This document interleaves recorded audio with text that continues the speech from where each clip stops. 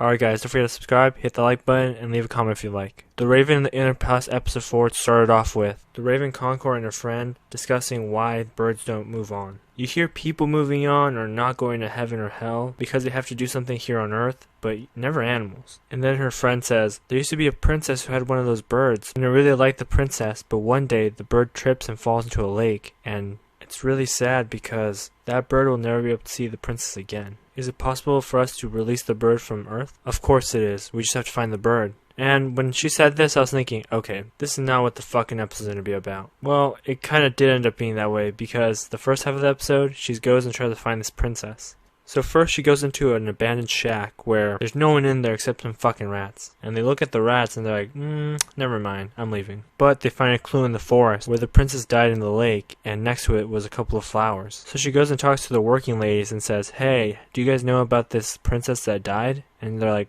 no, we don't know anything about that. That was many years ago. We've worked here for a very long time, not that long ago. But there's a really old lady who's the friend of the crane consort. Great, I'm gonna go talk to her. And they say, nope, you can't right now. She's super busy. And so she has to wait a whole day just to go back and talk to her. So she goes back to her palace and her main lady says, hey, you don't seem to ever tell me that you need help. Why? If I don't help you, I'm not doing my job. There's no point in me being here. And then she brushes off. She feels really bad, so she tries to open her closet to find an item to give to her, and she does. But she doesn't seem very satisfied, and she says, what's wrong? Do you not like the item I gave you? I can give you clothes if you want. And then she tells her, do I look that greedy to you? I'm not that kind of person. And so she runs away. But the problem is that the Raven consort doesn't know that she's fucking mad. So when she goes back to her empty house, she's talking to her chicken. Maybe I should send her back to the palace that she came from because she doesn't seem like she likes it here. But luckily she has another friend. It's the king. He comes in and says, what's wrong? Then she says, I told you never to come here. Leave. And so of course he stays because he knows that she needs him. And then he helps her create a bird out of a stone. She's tried to make a bird, but she just couldn't because she's not very creative. But he's very good with his hands. Since she seems very sad, he gives her food. Then he asks her, what's wrong? Why do you feel so sad? So I guess the story that she told was so long that basically the whole day passes. Then he says, I see.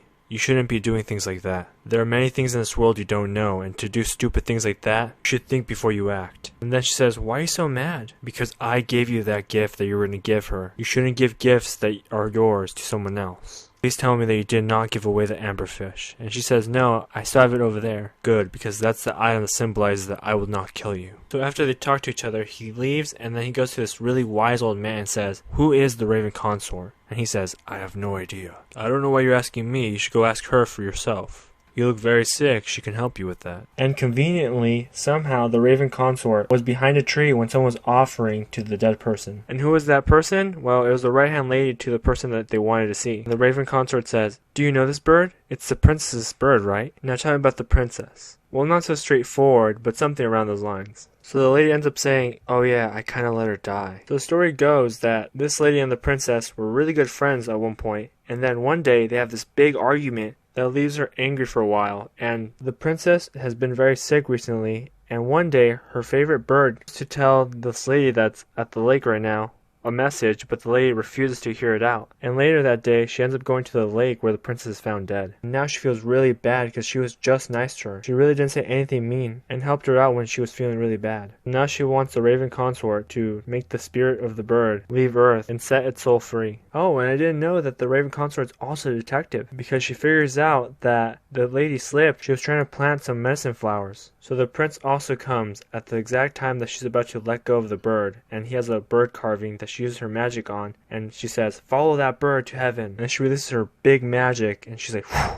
And then the prince says, then it was a good idea that I brought the bird, right? And of course she says, quiet you. But I do appreciate it, so thank you. And he grabs her hand and says, it's really cool, an angry dog showing some affection. Then he gives her another present that's worth a lot to him, because it was made by the man that he admired most. So that man's story was, the man knew that the king wanted a certain type of food, and so he goes and gets it, but the king says, you don't have to bother with that, because I don't really need it right now. But the man insists, and that made the king happy. But because it made the king happy, the empress says, Oh, that makes you happy? Well, she finds people to kill him. He told her that story, so she goes to her right-hand lady and apologizes. You don't know when the last time that you see her will be. So the Raven consort goes over to the palace and apologizes to her, and says, I should have never given you those gifts. I'm very sorry. And so her right-hand lady apologizes as well and says, I know that you feel really exhausted and you want to be left alone. But we both know that you dye your hair. So you don't have to stress about that when you're at the palace. You can relax. And she says, thank you. Here's a present for me. And it's a bunch of food. And they all laugh and they have a good time and the episode ends. Question of the day is, who do you think has it worse, the Raven consort or the king? Alright, that's it.